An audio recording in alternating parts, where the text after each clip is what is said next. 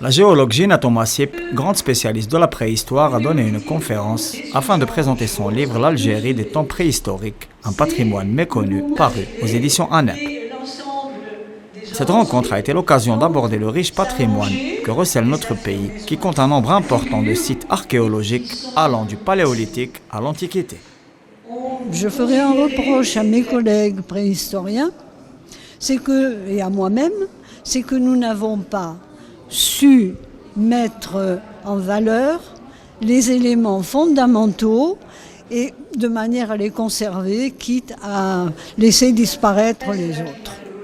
À la communication de haute volée présentée par la scientifique qui a balayé un large panel de thèmes marquant l'histoire de l'Afrique du Nord, de la Révolution néolithique aux fresques rupestres, témoignage vivant d'un art millénaire.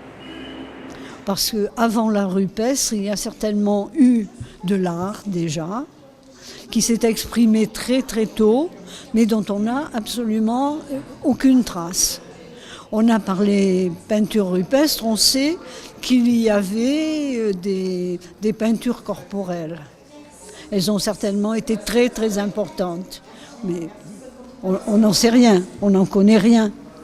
Et elles avaient aussi probablement un sens si l'on se réfère à ce que l'on sait des populations qui utilisent ce genre de procédés. Si vous voulez, la première forme. Un débat animé a succédé à la présentation. L'échange a été l'occasion d'aborder le volet de la protection et de la promotion du foisonnant patrimoine historique et archéologique dont jouit l'Algérie.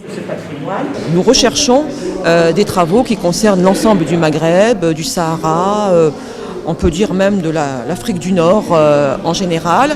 Et ça peut concerner donc des travaux de préhistoire, des travaux d'historiens, des travaux d'architectes qui parlent de restauration de certains monuments, bien sûr des muséologues, etc. Tous les partenaires qui peuvent activer donc, pour protéger et faire connaître le patrimoine archéologique de notre histoire. Cet événement organisé par l'ANEP a été l'occasion de promouvoir la recherche historique et la connaissance mémorielle érigée en priorité par l'État algérien.